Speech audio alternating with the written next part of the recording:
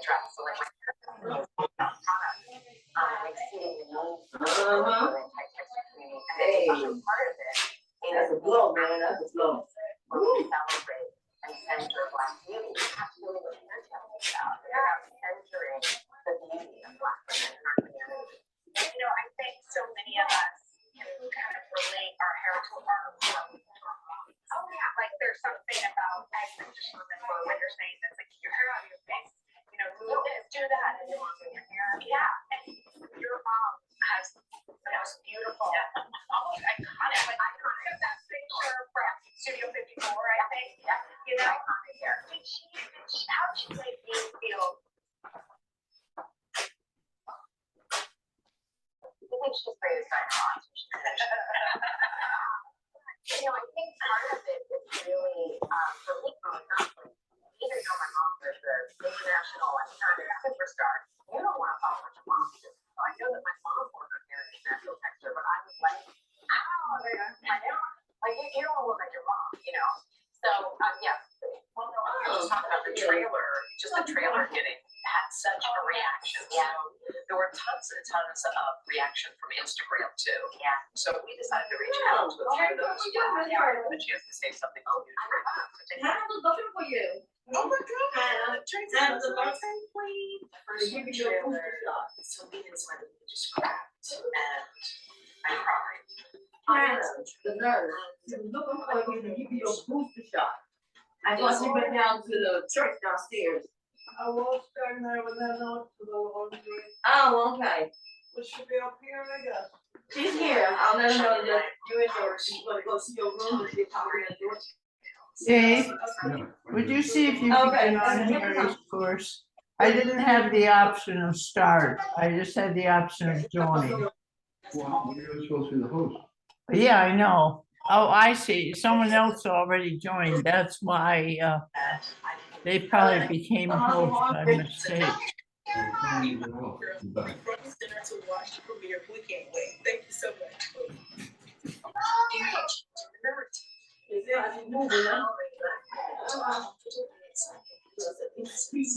Make her blunt. I know.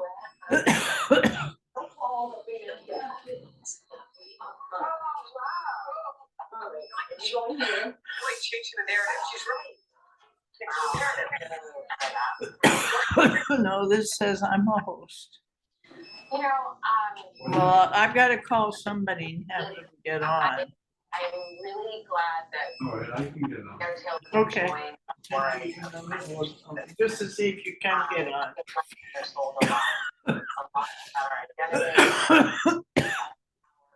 We are so often utilized and never centered, and it's time for us to be centered. And I feel like, you know, the suffrage movement was built on our backs. We turn the tide in politics and elections, and we deserve so many stories like this, where we get to hear our own voices and revel in our own beauty and our own legacy.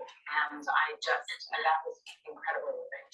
You know when you dream about meeting the people you adore and then they just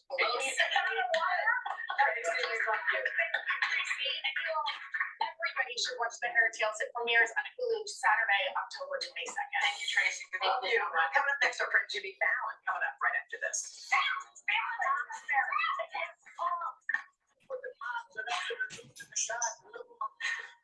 Okay. Okay, well then it must be all right. Okay. Yeah, it had joined, but it didn't have start. Food will not dilute the taste of it. So Okay. Yeah, you will dilute the All taste. right. So hardcore. So I'm just gonna Okay. stir it Bye. up. I feel that the cornstarch is sort of I will salty in here, and then pour it back into. stop video. But you just said you feel in the bowl, you feel the weight of it in the bowl. I feel the resistance. You know, so now that it was kind of smoother, I know that the cornstarch is starting to dissolve into the liquid, and then I'm just stirring that into. Okay, well I need to feel more because mine's not. So it is masterful, a master class in the fact that cooking is many things, and some people say, "Okay, you gotta see it," and clearly that is not the case. So I don't like that. experience eating like multi-sensory.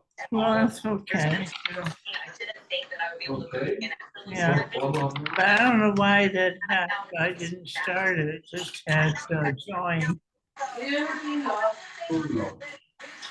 Oh, very mysterious. Yes, that's right. I've gone overseas to represent like the US and like women entrepreneurs from other countries how to start their own businesses and food and other things.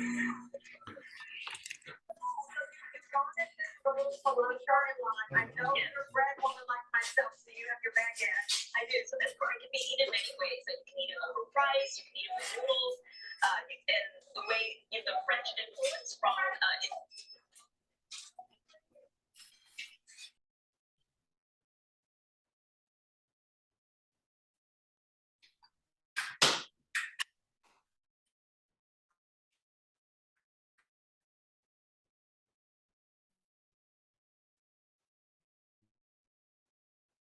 You're still on, Dave. Yeah, you want to go off? No, it doesn't I matter. went mute and I went no video. All right, it's okay. It says I'm the host. They clear of all trouble. Yeah, it says I'm the host, so should be okay. You're the hostess with the mostest. What I say.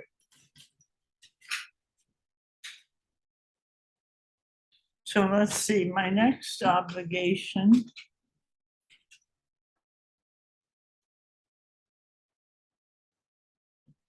Okay.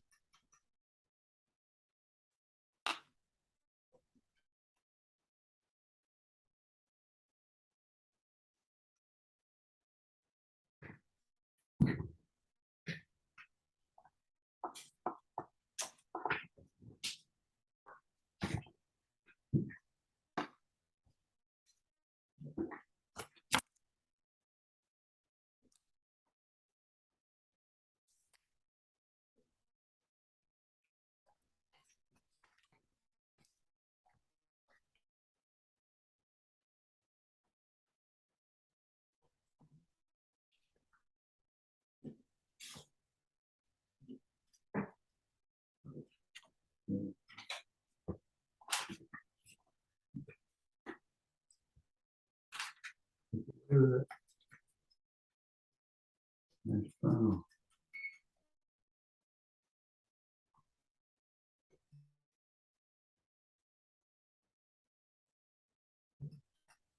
Please.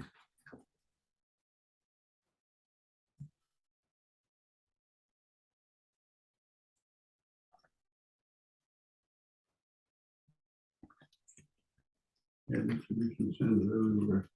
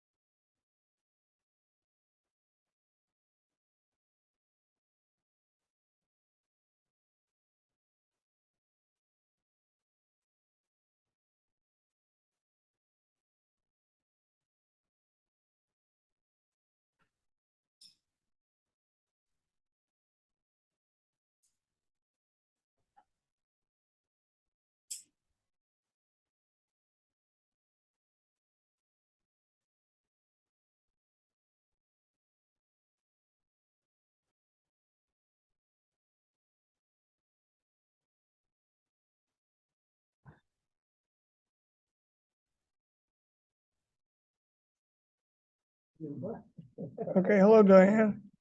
Oh, hi. Boy, I'm glad to see you, because I didn't have a start as an option. I only had join, and I thought, well, Well, let's this see. works. Well, there Yeah. are, let's see, first of all, I have to hit,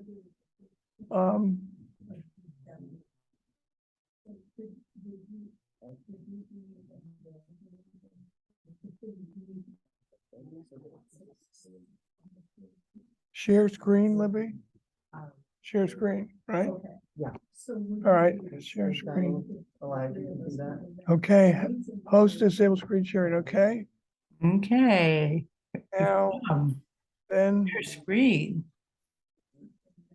let me see, what do I do next?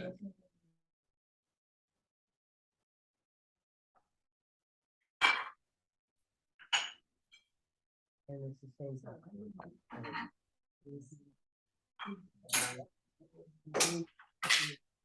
All right.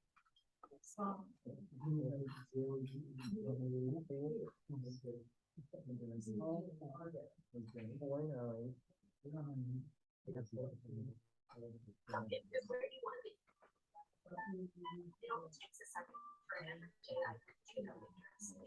Tide Pods Child Guard Pack helps keep your water packs in a safe place and your child safe. To close twisted toilets, Tide Pods Child Guard Pack.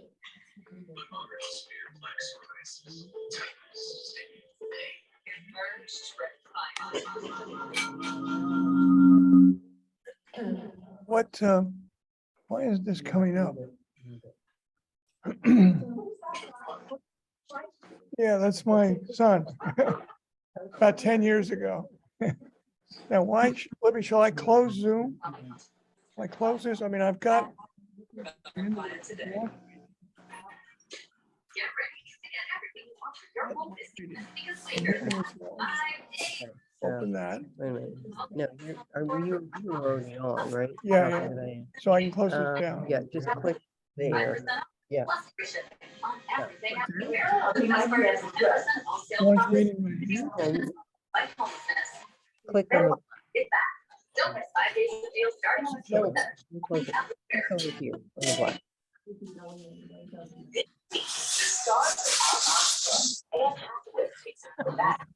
So it's happened. Now, there's my first slide. This should be, Click on that. let's me know, somewhere down below. Where the hell is this one? Paul or Jenny, you have Max, he's having trouble getting back onto Zoom. Do you know how to do that?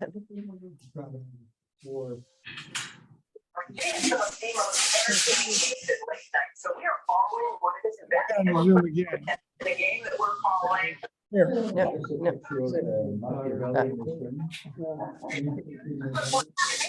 it's not on the. Record it again. No, No. click on.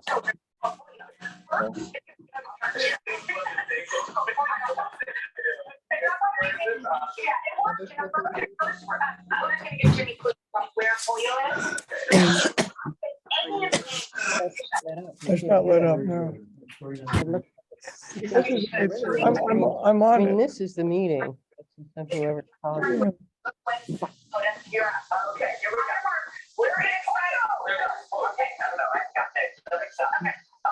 I'm gonna get into it again, I guess.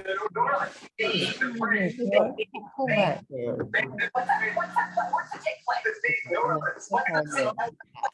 There you go. Okay, yeah. Go up again. And then That's the screen.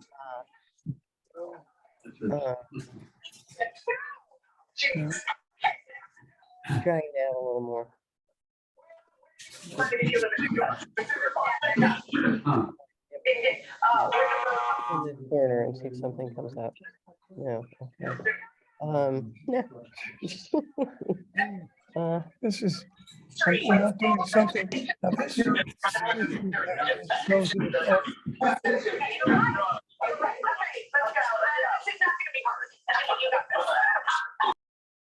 it's this is gonna open it again, Yeah. but it's already, I'm already into it. That's the Yeah. thing. I So if I'm double- into it, So, all right, see, let's click on that. That's like, oh, that's Larry Schaefer, never mind. where did this go to now? Anywhere in the middle. Yeah, but now why the heck isn't this opening up? Maybe I'll close it down. No, no, the only way you can close it is to get onto it. Here, no, Oh, that's, I mean, yeah, these are, I That's don't what think we- that's it. it is it. That's the meeting. But I mean, it doesn't show. I know, Why we're I not. know, it has to be enlarged. It's not there. I don't want an No. iPad. Yeah, please. Where is it? Where's it about? Where did it It's come well from? here. It's because I've got double images Oh, here, it's on there. Oh, shoot. but Oh, there you it's, go. I see it up there. It's Did you on see there, it? but I can't get it on here. Ah, hi, Hi, Well, Tita. but we're still in a slight crisis here, but Oh dear, we're working on it. We'll get can it. I have my sheet? Here's your sheet. Thank you. Here. Come on. Yeah, there it is up there. Now, wait I a minute. know. You, Is there something I should be hitting up there maybe? no, whatever What goes does on that there say? reflected, it comes from here, so. And I don't know why it doesn't. What is that? What do those say? What is this? Does that say share, right? That's it. There we go. Now that's, we did something Okay. right. I'm not All right. quite sure. what. Yeah, he hit stop share, so Yes, I have to read a little bit. I don't know about your. Yeah. There's something about, I don't know the thing. Well, we have to sort of open up so that you're right. I can't find this damn mouse. I mean, it has to do with those three screens. There it is. Oh, there, oh, Now. okay, all right. Now, what do we do now? Share screen. Like an ice cream cone. Okay, then here, Okay, here's now. and then share. Okay, now there's back again. Now, what if I hit share screen up there? Well, that's what you did and Yeah, I it came know. out. Well, basically, Harry, basically you don't need it. You need, What, all right, On the right, that red thing says slideshow. yeah, yeah. not here though, but it's gotta be up there. Here, there it is. Now, what are the green, what does the green one say? Your screen share. It says you are screen. Okay, and this one over here says, Stop share, right? No. Is that your number 4? You're right, it says stop Yeah, share. yeah. uh, Had COVID back in April. So our doctor. If you can get your PowerPoint. okay, click on that. I'm gonna get back here again. Yeah, but without his mouse. I don't The understand. mouse, because there's two, there it is. No, it's There it there, is. but you can't get it on. here. Well, you can get it there sometimes, but not, I don't know what you did to get it. there it is, right there. Right, but you're But not. it's not on here. it's not on So here. maybe I have to go down low. There it is. Okay, what did you do? All right, go back, go back. All right, here. And when I put on, so I put it on, see what Here, happens. it comes, look, okay, here. Yeah. Hit that arrow. Yeah, okay, that's just showing you who everybody Yeah, is. yeah, so I don't need that, Well, do I? I mean, let me just see what happens if I hit this. okay. There we all go. right, Okay. But now Libby, the mic, do we know that the microphone is working at home? Let's see. All right, so. I hear you very well. You okay, Diane? Yeah, Okay, all right. As long as you're here, Libby, it's okay. Don't go Yeah, anywhere. Don't go anywhere. Most of the error. One is, How is that? How's the microphone in here? Is that, thank you, struggle. Thank you. hello? Diane, is that okay? it's perfect. Okay, good, good. Thanks. Only if you- Okay. God.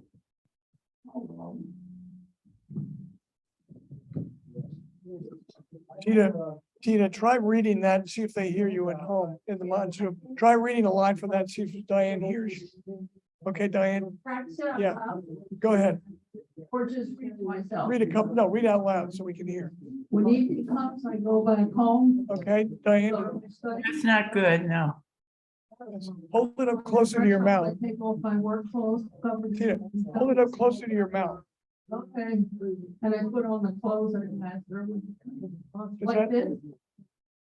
Does that come across, Diane? No, I heard something about a phone in the bathroom. I think that comes out around, It does in here, but not at home, not on Zoom, not at home. in people's houses, in the apartments. Well, what can we do about that? I'm afraid I can do nothing. I'll read it. Why don't you give it to me? You're gonna read it? Yeah.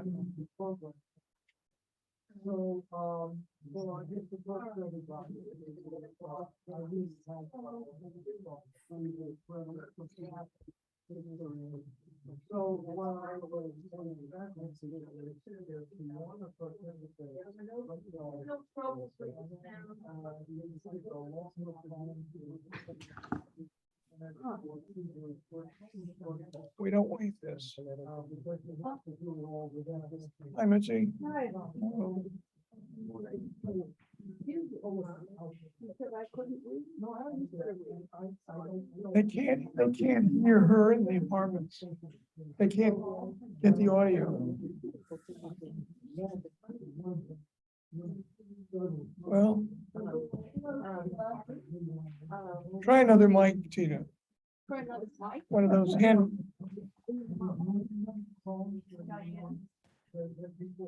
Maybe it doesn't have to be read. The people can follow it on the script and she can read it here.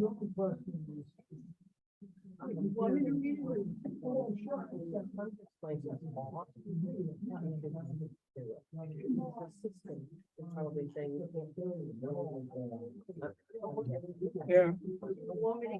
No, I'd rather not. I'll let people read it on the screen. When it comes up and I'll read it.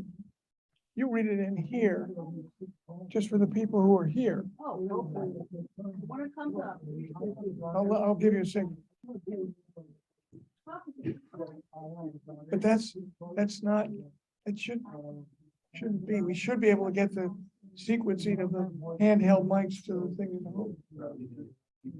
But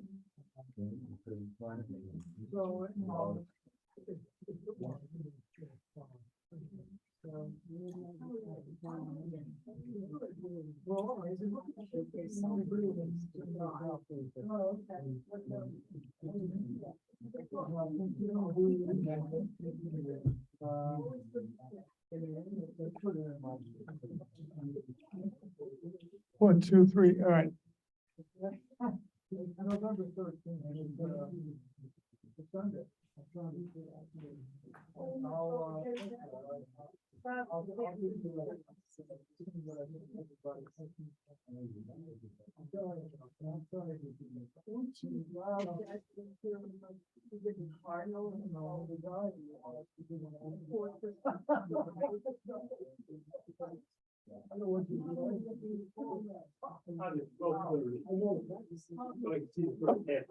No, you don't have to leave, so I'll be through by 12.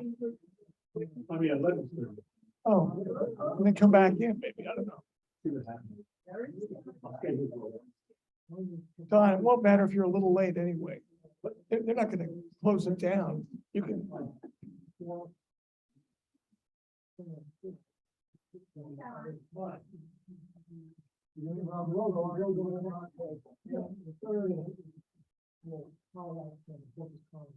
And this line in the lower right, look at that nose.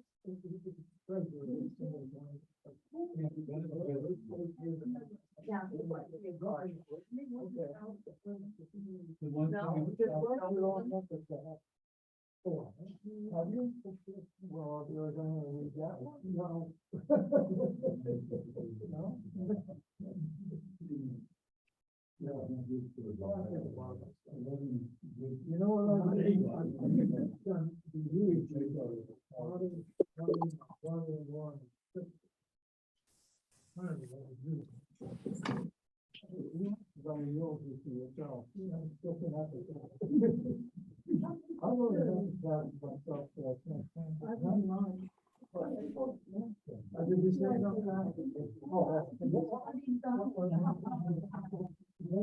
My mother's favorite.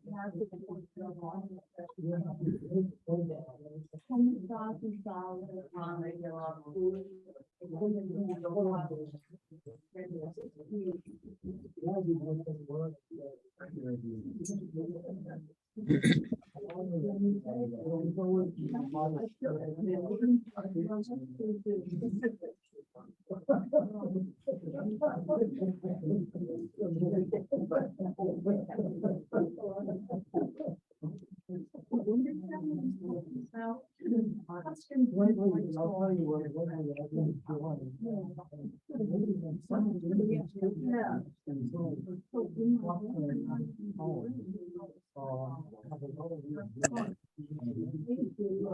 Yes.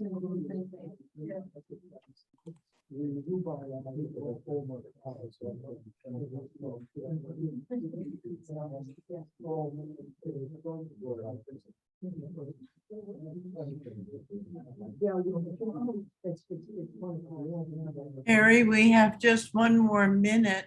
Okay, Diane, we're ready here whenever you are. Oh, okay. Well, wait just till that. Oh, it is 11 o'clock. And we're very pleased to have the second in a series of the Renaissance profiles, Harry Gratwick. And Harry, we're ready to begin. Okay, thank you, Going Diane. to- Excuse me, I'm going to mute everyone. If you need to speak, and Harry, you will also need to unmute yourself. Okay, I will try.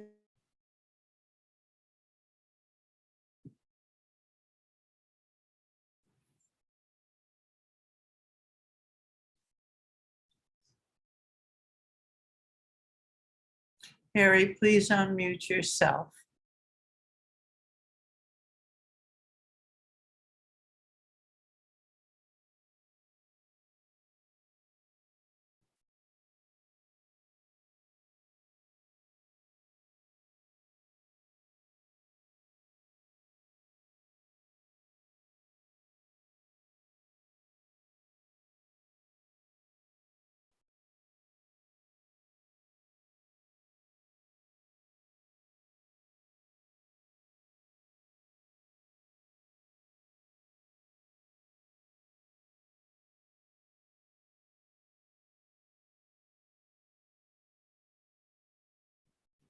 Harry, you realize you're muted.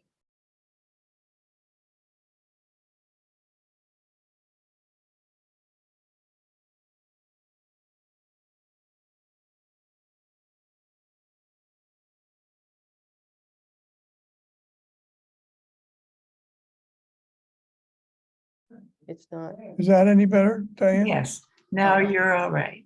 Okay. Okay, God, Okay, well, that's- so I've got to find this again.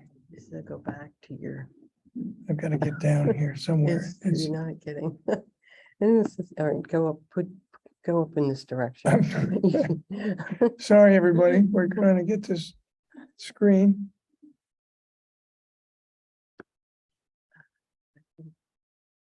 Did I see it? This is, we have trouble with this. Oh, you just went over it. There we Okay, go. Now, yeah. slide this over. No, Yeah, you have to do. the and share then I screen thing. have to do this. Wait a minute.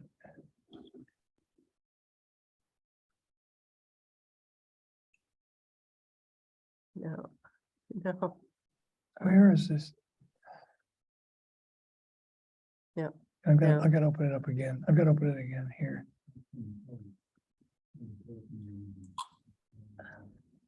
oh, okay, so it's down at the bottom. Oh, You oh, I see see. Yeah, yeah. Yeah, if you can get. You have to pull, no, Yeah.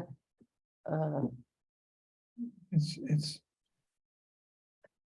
There Sorry, we go. Diane, we're having trouble with the Zoom screen and it's getting, okay, Is that what I want? No, there Alright. it is. There it is.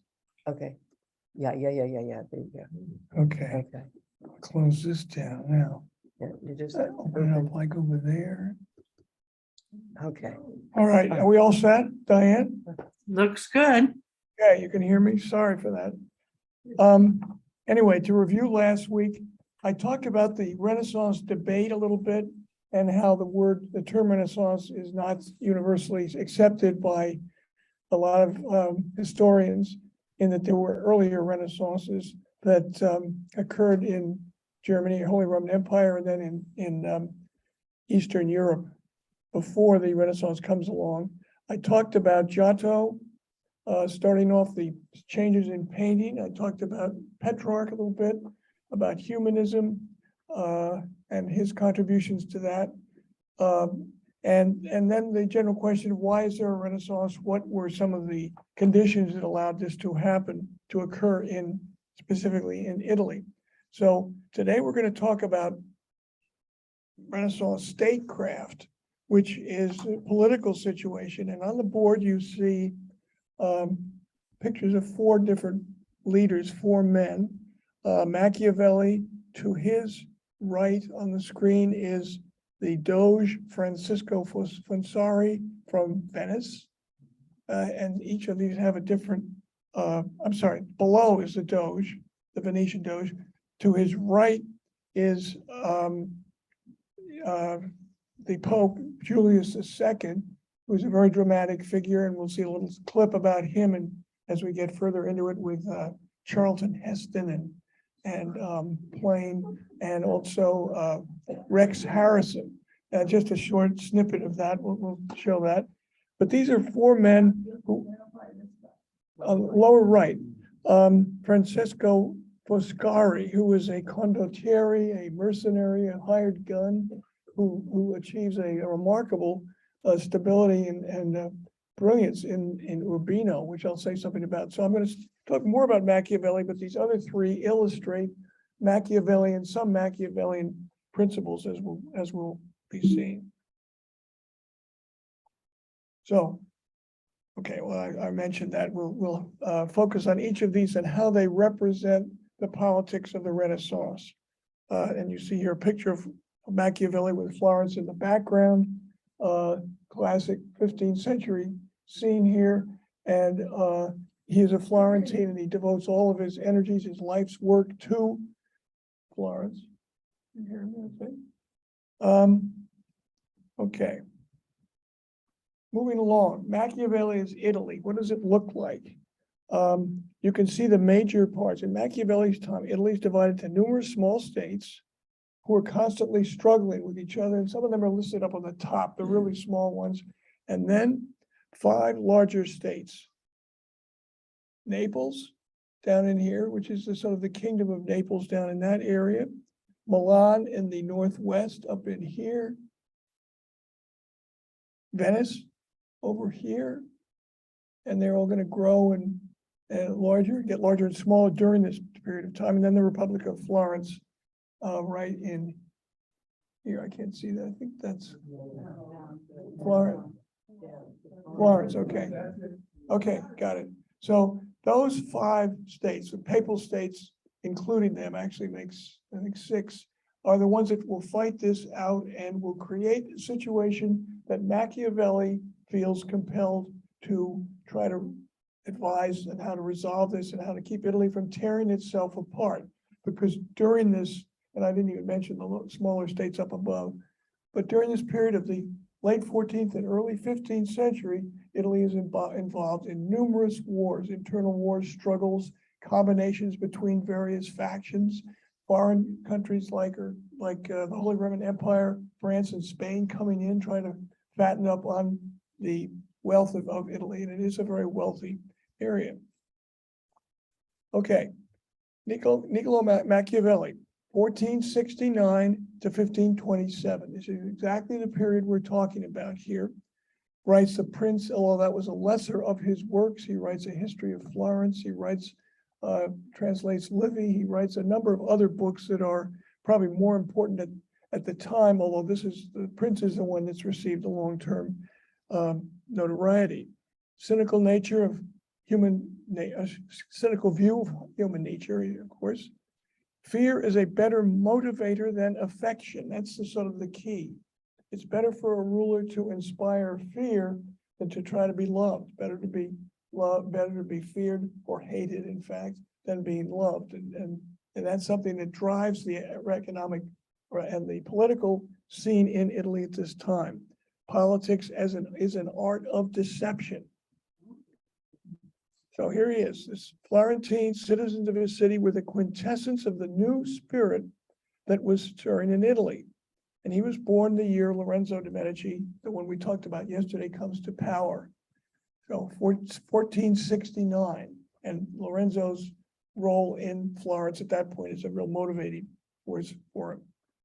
So to review a little bit, why is there a Renaissance in Italy? And then you can see better the 5 major powers. Milan at that point, Venice, Florence, a little smaller, but the center of it at that point, the Papal States, and the Kingdom of Naples down in here. Others are there, Sicily, others that are important, but these are the ones we're going to focus on particularly. The growth of commerce is very important in having Italy be the starting point. That certainly is a factor. Location, geography, the fact that it's located in the middle of the Mediterranean, that it's a peninsula, which means it's not as vulnerable to attack on all sides. Other countries had to come down through Milan, through Venice, along the edge of the Duke of Savoy. The end of the Crusades. Italy is, or Europe, the rest of Europe is through with the Crusades. The Crusades have come and gone, and as a result, there is a concentration of wealth in the Italian cities. We have to remember it's rich. They're suppliers for the Crusaders back a year or two, 100 years or so before. And the supply of wealth that they're all, at least especially in the northern part of Italy, it's a very wealthy area. And it creates an atmosphere for patronage. There's enough money so that the wealthy Italians, no matter where they were able to patronize the artists, the poets, the architects, to create these edifices, these buildings, these paintings that we've looked at a little bit and we'll talk about more. What influences Machiavelli's writings? And there are the Italian wars, and you can see up in the upper right-hand corner a map of Europe in here where Spain's going to be involved. They want their little bit or their big bit. France is involved.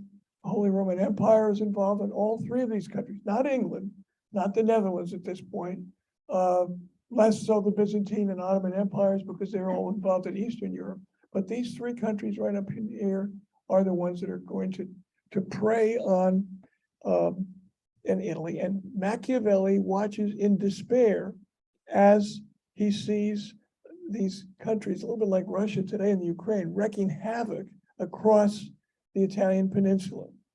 He's a Florentine, he's in the center of it, but he is also more of an Italian nationalist than maybe many people give him credit for. And he asks the basic question, how can Italy survive?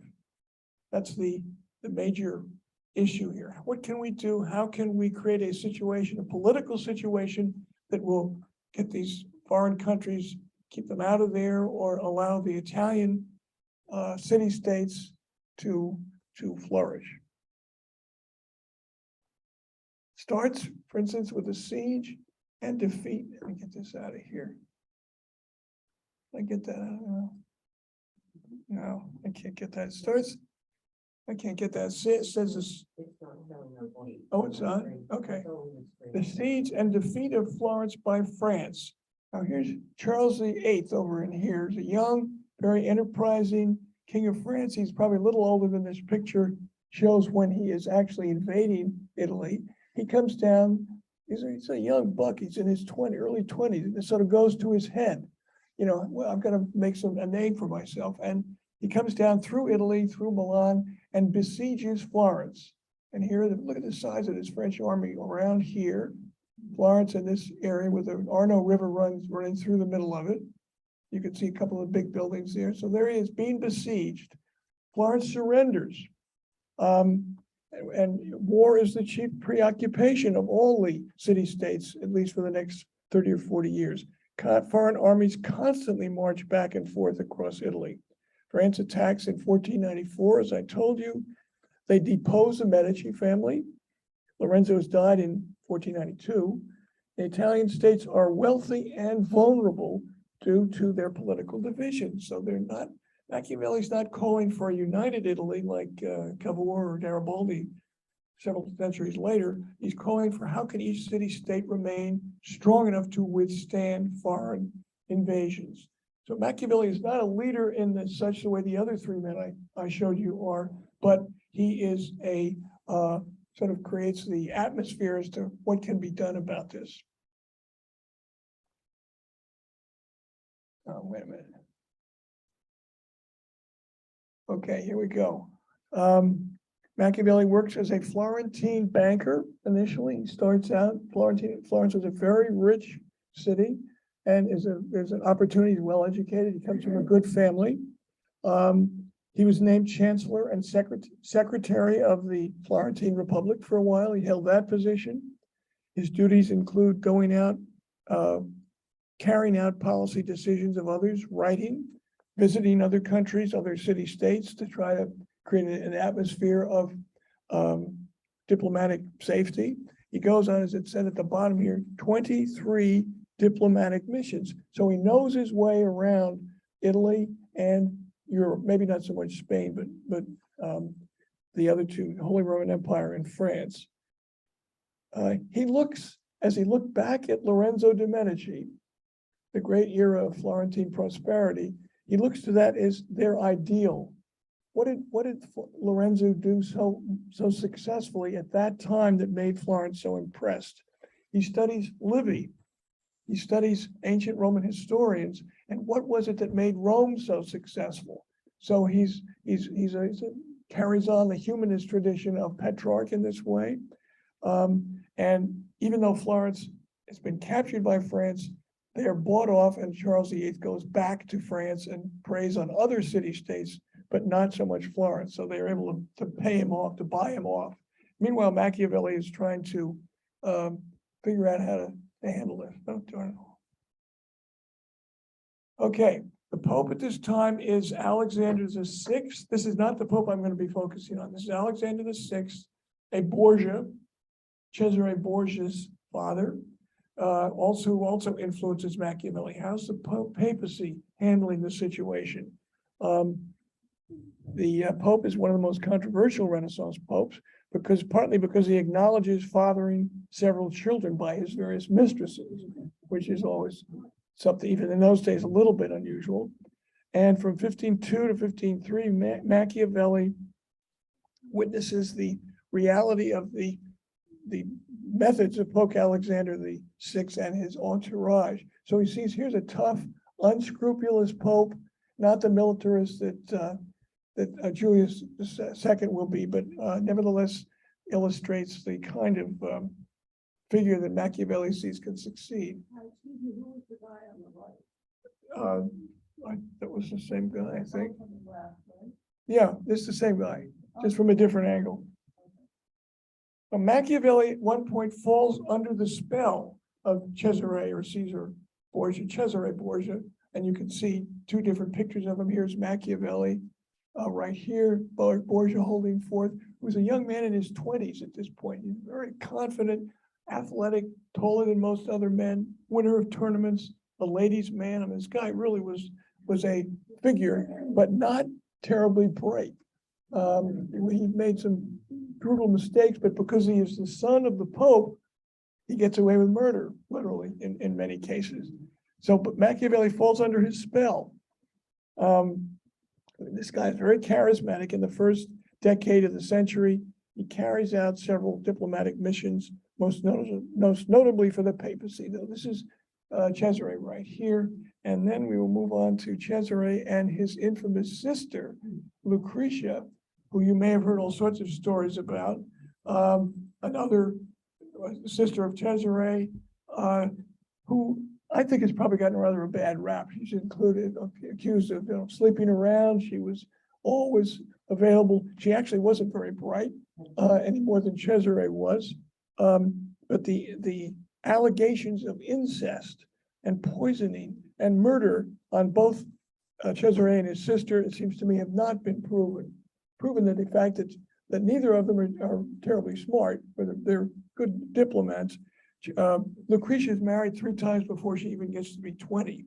She has a number of children, but that gives her a little bit of an idea of the kind of figure she was. The artist on this paints her later, and he tries to capture this. I'll see you later. Look in her eye, maybe. This is. These rumors have been brought forward, but allegations are not. The allegations have not been proven. And then there is Lorenzo de' Medici II, named after his grandfather, Lorenzo the Magnificent, the great Lorenzo. He's the grandson of Lorenzo the Magnificent, best known for his sponsorship of artists such as Botticelli and Michelangelo. When he returned as the ruler of Florence from 1516 to 1519, he changes the atmosphere again. This is once Florence has come out from under more the foreign domination. This is a picture of Lorenzo here, and then of course is Machiavelli right here. Now Machiavelli, when the French come in, and Lorenzo in fact comes back, Machiavelli is exiled to his family house in San Cassiano, south of Florence. And he had been a very prominent figure in Florentine politics for at least a generation. So, but he represents the old regime, so he's not somebody who they wanted to have around. But because of his prominence, his former prominence, they treat him more respectfully. So he's sent off to his family house, which is right here in San Cassiano, south of Florence. It's still in Tuscany, nevertheless. And here's a portrait of him by Santi di Tito, a portrait of him and painted around 1510. Humanist scholar, studied the behavior of ancient Roman rulers. That's very important. That the influence of the ancients, especially Livy. Machiavelli was dismissed in 1512, wrongfully accused of being involved in a plot to overthrow the new heads of state, which is the new Medici family again. And then he retires to his country home in the hills above Florence and begins in 1513 to write The Prince, which is his essay on political power. So I've just tried to give you a brief view of the turmoil in Italy in Machiavelli's time, and yet he is graciously allowed to retire and basically write his memoirs. And he writes here, The Prince and Discourses on Livy in this nearby inn, apparently right here. Being an aristocrat and a statesman, he was given a privilege of choosing where he would live in his exile, and he picks his tiny hamlet perched on the gentle rolling hills of the nearby town, where his family had owned several properties. So that's where he goes after he is exiled in 1512. Okay, now Tina, if you will read this, I hope people can, if you're at home, you probably don't hear her reading it. No, but even try it. Try without the one. Well, you're only reading it here, but if at home, if you could read this, it's a very, the scene is basically Machiavelli is home, he's worked out in the garden, and he comes in at the end of the day and he sort of relives his life, okay? When evening comes, I go back home and go to my study. On the threshold, I take off my work clothes covered in mud and filth, and I put on the clothes an ambassador would wear. Decently dressed, I enter the ancient courts of rulers who have long since died. There I am warmly welcomed, and I feed on the only food I find nourishing and was born to savor. I'm not ashamed to talk to them and ask them to explain their actions, and they, out of kindness, answer me. 4 hours go by without my feeling any anxiety. I forget every worry. I am no longer afraid of poverty or frightened of death. I live entirely through them. It's a very, very interesting, captures his mood. In other words, as he is home, reading over some of the ancient historians and sort of at peace with himself. So his thesis that he writes in The Prince in 1513, as you can see up there, since love and fear can hardly exist together, if we must choose between them, it is far safer to be feared than loved. I mean, that's a simplification of The Prince, but that basically summarizes it. In 1513, his thesis was a desperate paradox. You know, everybody's still struggling to stay alive in Italy. By 1813, Napoleon's period, it was an axiom of statecraft. And I think this is a good summary of it. In 1914, it was a treatise of platitudes. Seems like it's really not terribly relevant in today's world. I don't know, I put down Machiavelli in 2022. What we think of Machiavellianism, it certainly isn't alive and well in some countries, but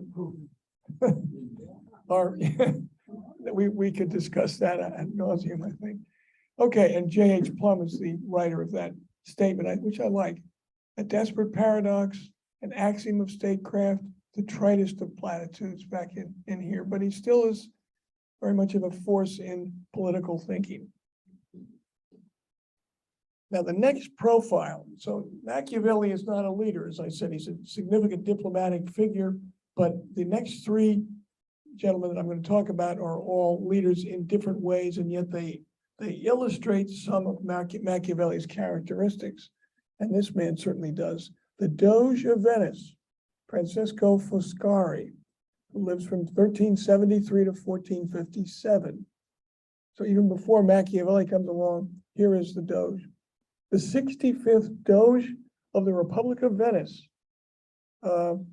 who is Doge actually from 1423 to 1457, which is a long time. The Doge is sometimes, the word Doge is sometimes translated to mean Duke, but it's not a hereditary position. It means that you were the chief magistrate and leader of the Republic of Venice. And this was in effect for 10 centuries, from 726 to 1797. Doges were simply elected for life by the Venetian nobility, and the Doge Foscari's reign is the longest of all. So you're looking at a very prominent figure. It's going to end in tragedy, as we'll see as we go through this, but he was a very prominent, very strong-willed man who rules Venice with an iron fist, as we could say here. An early map of Venice. Now let's see where Venice started. With the collapse of the Roman Empire and the sacking of Rome by Alaric and the Visigoths in 1410, many people fled to the remote parts of the countryside.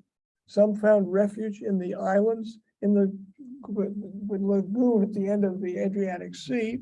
Other cities could say they were founded by the Romans, but Venice is an unusual situation. It's not really, doesn't really develop until the end of the Roman Empire, or the sacking of Italy by the Visigoths and the other barbarians. But this is Venice putting together, I think there are like 24 different islands around here. This is the way it begins. And out in the lagoon, and where there was marshy land, which they were able to build on top of. And we all know what's happening in Venice today, and how it's disappearing into the Adriatic Sea. But that's sort of an early map of what it might have looked like, with ships having to sail back and forth to go out and visit it. By the 15th century, the 1400s, you can see the Doge up in there, and the Doge's palace right here. The dramatic scenes in Venice. It's a spectacular city. Some of you have been there. I'm sure many of you have. In the 15th century, it has a population of perhaps 100,000, which is remarkable. 100,000 people. There were 90,000 in Florence. I mean, these were large urban areas right here, and another million in the Venetian Empire on the mainland. It enjoys a golden age, and it can be considered a major, Venice at one point could be considered a major European power, not just a dominant Italian city-state.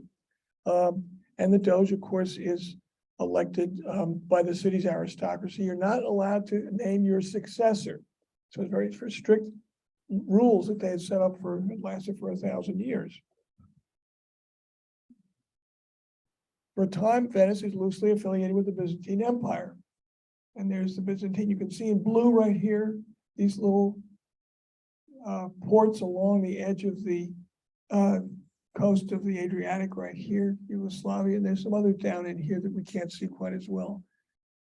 During the early years of Venice's existence, it is protected and affiliated with the greatest power in the Mediterranean, the Byzantine Empire. So it makes peace with the Byzantine Empire. They provide a lot of goods coming in from Europe, and it's in the interest of both of these regimes. The capital of the Byzantine Empire, of course, is over here in Constantinople, right in here. And you can see a little further extension of the empire as it goes, as we go down the coast over into the Aegean Sea. There are lots of Venetian remnants, excavations, former fortresses in the Aegean in Greece that many of you may have seen. And it goes up in here. They also traded up in here with the Byzantines. And here's what a Venetian trading ship looks like. They stayed pretty much in the Adriatic and in the Aegean in this region in here. And there was plenty of wealth to be had. I suspect I haven't found too much evidence of it. They extended out into the Black Sea as well, but that's I haven't studied that as much. How did Venice survive? They survived with the wealth, manufacturing and trade. They needed a strong leader, and the Doge, of course, provided this. But as Venice goes further along, we get into the 15th century, the Doge's position begins to weaken, and Foscari is the last of the Doges really to be very prominent in European or Mediterranean affairs. Before Foscari, the previous Doge was Mocenico, thank you. The old Doge, Mocenico, warned against electing Foscari, who he didn't trust. He thought he was too ruthless. Watch out for this guy. He's not going to be safe. And he's too impulsive. He's much too controversial. He's too Machiavellian, you might say. And this Mocenico has served Venice in a number of different ways. Basically, Mocenico tries to keep Foscari from being elected, but Foscari has beat him to the punch. He's already been soliciting votes from among the Venetian aristocracy. He probably knows, he hears about this, and he tries to combat it. As a result, he is elected in 1423. The character of Foscari's reign was, sorry about that, was pageantry, war, and dissension. Those are the three. I'm not sure those are the ones that you want to be connected with if you were in that position. Pageantry meant that there was a tremendous building operation that went on during this time, but all these the palaces and the beautifying of the city. It was a very elegant, a very dramatic place to live. The Grand Canals, right off the Grand Canal, were spectacular. The aristocracy lived in these wonderful palaces along the edge of the Grand Canal. And Foscari is seen here with a winged lion and open book in the Doge's palace. Soon after his election, he makes an alliance with Florence. Then he begins a war against Milan. During the war, the greater part of northern Italy was ravaged by Venetian and Florentine forces as they fight against Milan. But it was a very complex and ever-changing series of alliances. It's like junior high school or something. You're always changing alliances, changing friends, and it was Foscari was the one who sort of provides or sort of prevails over this. The warfare, as you can see, wars in Lombardy, Venice versus Milan, and the Peace of Lodi in 1454 creates a balance of power. Milan and Florence and Naples allied against Venice and the Papal States. I mean, that's a somewhat temporary series, but that's the sort of the power centers of the dominant city-states in Italy at that particular time. Also, to be involved in all of this are outsiders, France and Spain, and they're sort of the big brother figures in this whole thing, and so you're always looking for support from those two countries, and they were obviously, as we said before, always ready to step in. The Pope at this point is Nicholas II, Pope from 1447 to 1455. He sees the fall of Constantinople during this time. And as I set up here, ruled by the Sforza family after 1450. Milan is a major enemy of Venice and Florence. Wealth derived from manufacturing for Milan. The Peace of Lodi creates this 40-year period of relative peace and an influence on having Machiavelli trying to get back to that situation again, Italy, so it's no longer sort of tearing itself apart at this point. Nicholas, the Pope here, tries to make Rome the center of literature, of humanism, of art, and he's not so much of a warrior Pope, although he strengthens fortifications, restores churches, builds more aqueducts, many churches. 1452, as you know, the Turks take over and take Constantinople. You can see up in here, there's a little remnant of the Byzantine, right left in here. As you can see, these highlight Byzantine. I'm sorry, no, that's not Byzantine. This is a remnant of the Byzantine right here, the purple up in there. Constantinople has been taken by the Turks, by the Ottomans at this point, in 1453. Due to his attention on his Italian wars, Foscari had failed to prevent the losses of Venice's eastern territories to the Turks. So in this area, they lose these areas right in here. Here's a few. Crete will stay a little longer independent, or sort of a Venetian-supported island in this case. A few up in here in northern Greece, and a couple along the Adriatic coast. But Foscari is concentrating more on Italian wars. As a result, the Ottomans, the Turks are able to slip in and basically take over what is today Turkey and a lot of Eastern Europe. And he gets blamed for this too. Decline of Venice, wars with the Ottoman Empire, which they are forced to withdraw from. Ottomans capture many overseas colonies from Venice, controls many coastal territories. And take a look at this picture if you can see it well enough. These wars are fought with cannons, with gunpowder, but all the ships that I can see, I don't see any sailing, they're all manned by galleys, by rowers. And it was a very awkward way to fight, but that's the way you fought. Sea wars, naval wars were fought in those days, ramming each other. Men would jump out of one ship from the other, but you have rowers basically shackled into their seats, rowing and carrying out these kind of congested battles that occur here. The war was extremely costly to Venice in fighting against the Turks. And during this war, Foscari's leadership begins to decline. And he gets blamed for allowing this to happen. And eventually, Venice is forced to ally with Milan under the leadership of Francesco Forza, who makes peace with him. But this wars the decline of the Ottomans, the decline of the Venetians because of the Ottomans, because of the Turks, is something that's going to bring Venice down, and as a result, cause or lead to Foscari's decline and eventual ousting. Foscari is comforting his daughter-in-law and son, who was disgraced and exiled. He said, no, your son, they're not even consider him. Foscari, in fact, is forced to abdicate, which was remarkable in those days. His son is tried by the Council of 10 on charges of bribery and corruption, exiled from the city to Crete. And here's Foscari comforting his daughter-in-law right down in here. And here is the son being sent away. There's a presidential example I could use, but I won't, of a son getting his father into trouble, but we won't go further with that. He's forced to abdicate in October of 1457. And instead of, you can see him right here, saying farewell to his son, who's going to be sent off to live on Crete. Europe in 1500. So in summary, Foscari's reign of 34 years, 1423 to 57, the longest of all doges in history, finally deposed by the Council of 10.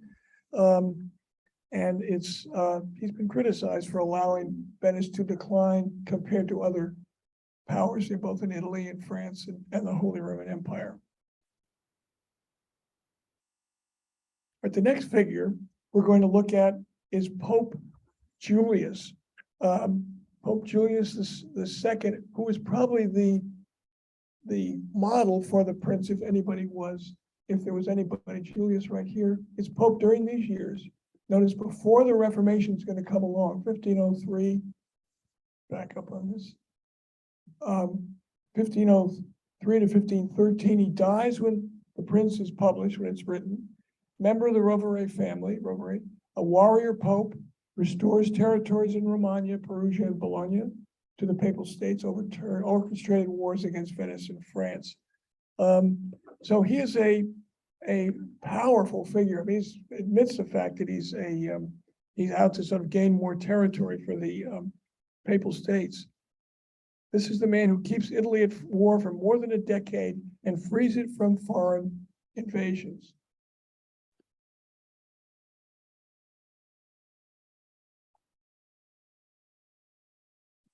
He was an ambitious cardinal for 31 years first. Here he is. He bided his time. Young Julius as his uncle, when his uncle was the Pope at this point. You can see Machiavelli, as I wrote this, he is Machiavelli's model, he writes if for anybody. He loses a few votes in 1492 from Sixtus. Finally, and after 150 votes, he becomes Pope in 1503.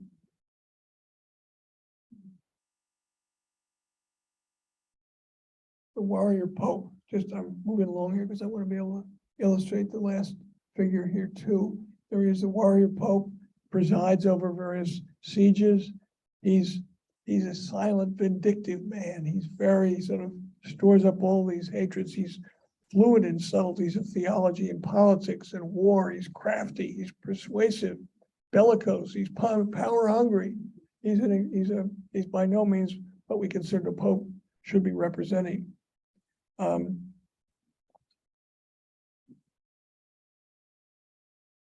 In 1503, there were three rivals to the papacy that were rival possibilities to Julius. The first rival was Cesare Borgia, the son of Alexander, the previous pope, who I've talked a little bit about, but he wasn't smart enough to really handle this. And the other two rivals were Venice and France. And he triumphs over both of these. Venice has gone into decline after the Ottomans. Turks have taken Constantinople, and France is bought off. So here is Cesare, the son of a previous pope, as I've said here. Alexander set him up as prince of a territory carved from the Papal States. But after his father's death, he's unable to retain power for very long. So that's the first one. There's Julius. Now I'm going to play a very short clip here of a little clip from The Agony and the Ecstasy, which is an old film back in the 1965. And you're going to laugh a little bit at this, but Rex Harrison is worth watching for a minute or so as the Pope. If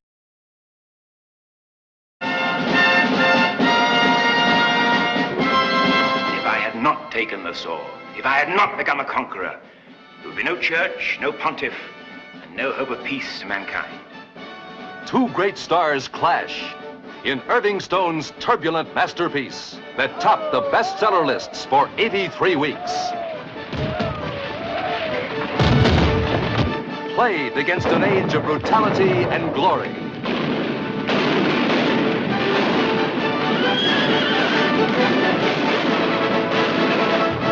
I think we should move on.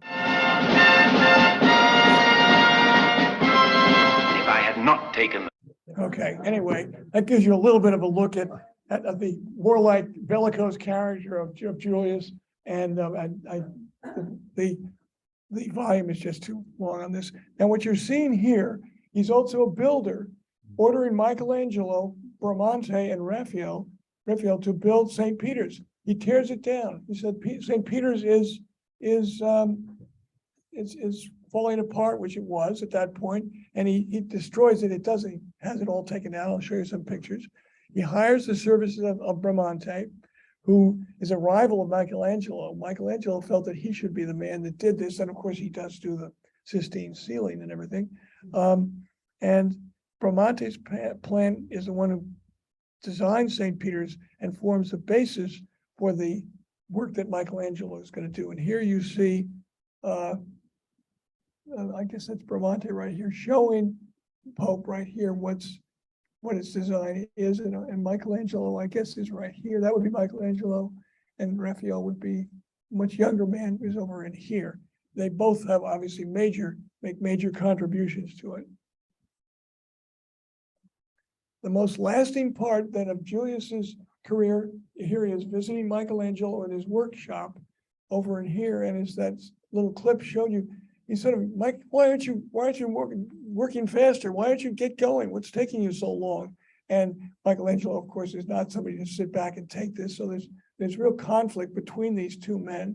And up in here, you can see the Pope holding forth to Raphael down in this part right in here, who's a much calmer figure. And the Pope he's sort of totally dominated by the Pope. The Pope brings hundreds of artists to Rome and discovers, and where Michelangelo and Raphael, these other artists will all work for these two distinguished artists. Under him, the Renaissance, however, moves its center from Florence to Rome. And that's an important point here. Here's what it used to look like. It's a colorized version of the old St. Peter's before it's rebuilt. The various popes had tried to reconstruct it, but Julius is the one who finally makes the major changes. And here it is being taken down, demolishing it. It's a major project, and you can see people sort of watching around the edge here to see what it's like this great spectator sport, and people are coming and watching it's sort of the building that Julius has started. It's not going to be finished during his lifetime, but that's all of these represent different horses and soldiers pulling it down in different directions. Sistine ceiling by Michelangelo. The popes requested Michelangelo paint the ceiling of the Sistine Chapel. Michelangelo did not want to paint the ceiling of the Sistine Chapel. He said, I am a sculptor, I'm not a painter. But Julius's energy or presence was enough so that he considers him and urges him, and he finally does it, of course. So that it's a obviously brilliant piece of work, fresco, which gets cleaned periodically. Again, some of you may have seen the Sistine ceiling. This is only part of it right here that you're looking at, painted between 1508 and 1512.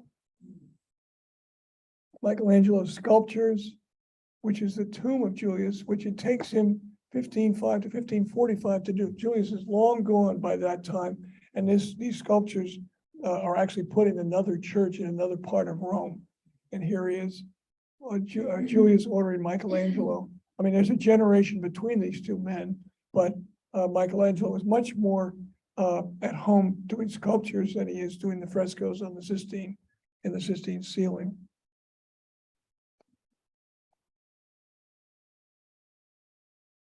Remember, I talked about this a little bit last week. The sale of indulgences finances the building of St. Peter's, leading to the Reformation. Martin Luther posts the 95 Theses in Wittenberg in 1517. And by this time, St. Peter's is well underway. And of course, the Germans, many of the Germans are supporting this, figuring that the Pope figured that this would get them through, get them eternal salvation. You can read that silly little thing. He dies, Julius dies in 1513. Not that you need to worry about all these dates. And the new Pope is Leo X. And Leo X is the man who actually incurs Machiavelli's wrath, or the wrath of the people because of the Germans, because of the fact that he's continuing, Leo is continuing the whole idea to build St. Peter's through the money that they raise through indulgences. The energy expended through the long years of warfare caused Julius to die. Dies in 1513. Now, okay, last profile is of a famous condottiere, which is a mercenary. You probably know this. Painting is by Piero della Francesca. Condottiere, I looked it up a while ago. He's the most successful mercenary of this particular time. Comes from the Latin word conducere, which means to lead or bring together. So he leads these groups of mercenary soldiers on various campaigns all over parts of Italy. And he is born and comes from Urbino, which is, you can see right up here in the northern, just above Rome, up in here. It's in the area called Romagna, controlled by the Papal States frequently, but it was an independent little city-state, is what it looks like here today. For a brief period, a little hill town in the northern parts of the Romagna was one of the great cultural centers of Europe. That's due to this figure I'm going to say something about. It becomes a Mecca. Sculptors are drawn from Milan and Florence, architects from Siena, painters from Spain, tapestry workers from Flanders, all over Europe come to this little place that Federico di Montefeltro has turned into a remarkable, an unusual city-state through different means that Machiavelli would have necessarily agreed with. The Renaissance utopia, the result of Castiglione's book on the courtier, called The Courtier. People from all over Europe had heard about this remote town, and the standard of Urbino became a form of the new norm for behavior. In other words, Urbino becomes a place that everybody wanted to visit because it really was putting into practice all these principles of the Renaissance. Here he is. He lost his eye in a tournament when he was a young man, so you won't see him in profile. You don't usually see him looking directly at you. The most successful condottiere in Italy was employed by the Sforzas in Milan. He was employed by the Florentines, employed by the Pope, but he was magnificent. He was magnanimous, merciful to his foes, loyal to his allies, a benevolent despot. He takes a different approach from Machiavelli. His troops were disciplined. He doesn't allow pillaging and looting and rape when they take over a particular town.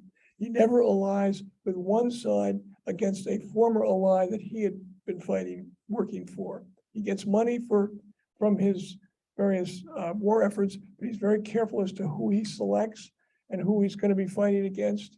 And his troops are well known for their discipline and for their good behavior, basically. Here you can see a direct picture of him. He loses an eye as a young man.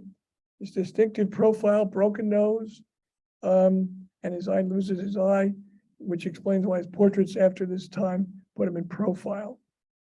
He's not remembered for his battles or his victories. Here is his palace in Urbino today, a perfect palace up in the hills above, well above Rome, up in there. He builds this palace and hires architects from all over Europe. And the result is the prototype of what many may well consider to be the perfect palace, able to convey infinite beauty and yet seen immediately as being livable. You'd have to see it. I don't know. Has anybody been in Urbino? No. Wow. We could take another class on that. Beautiful place. Yeah. Okay. There is a library in his palace that today is in the Metropolitan Museum of in the Metropolitan Museum in New York. He commissions the construction of a great library. He assembles teams of humanists around him. There is a studio also there, studio in the Metropolitan Museum, also been called the finest Renaissance room in America. Spectacular. I don't know how we got it out of Americans got it out of Italy, but they did, and that's another story altogether. The walls are covered with inlaid wood, dealing with depicting niches and statues of various figures in the time. He marries a 13-year-old girl, which was not uncommon in those days, and she dies she dies at the age of 25, having had 8 daughters and 1 son, if you can believe it at that point. 13 years old, died at 25, and having had 9 children. She in her own right was a humanist, and she was intellectually very much his equal, but he's obviously old enough to be her father. He was 25 years older than she was. His first wife had died, and the Duchess of Urbino, Battista Sforza, is obviously a very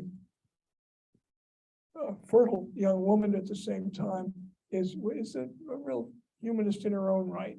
There's a statue of them right here. She dies at 26 of complications from pneumonia as a result of childbirth. So poor thing, when she had nine children at the age of 20, by the age of 26.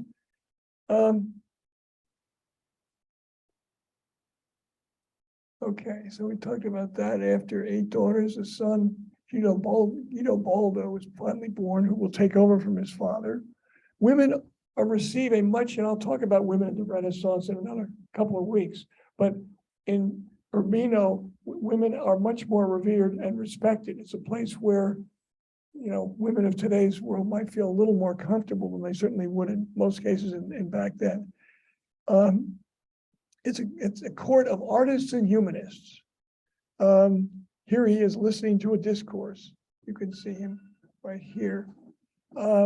Anything loud or harsh was not uttered at Urbino. You kept your voices down.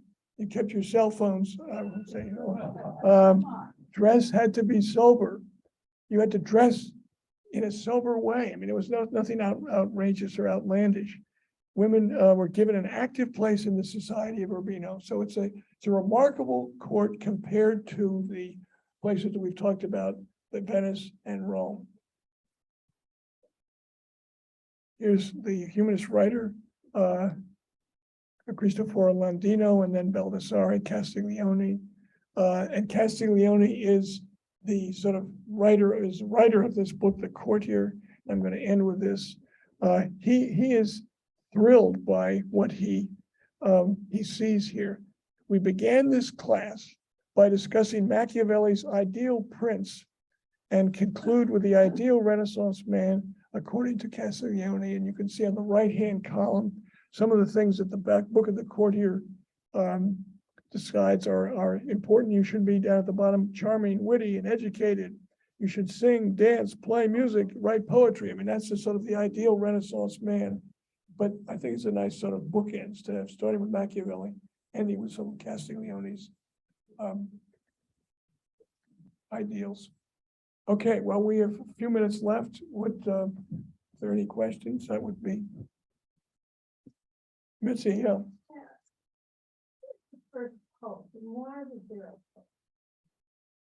well, St. Peter's, as far as I know, way back in the later part of the first century. Peter the Disciple. Yeah, I know he's the head of the Yeah. church, but I'm just wondering how they decided that they needed somebody to be the head of. Well, to illustrate the success, the fact that Christianity has arrived as a major religion. I mean, that's what I would guess, at least. And it's the creation of the church and state together. Right? It took the Renaissance down there. I mean, Reformation. Right? So do you think there's any illustration of Machiavelli today? Is Machiavelli's ideas, are there? Does he have any resonance?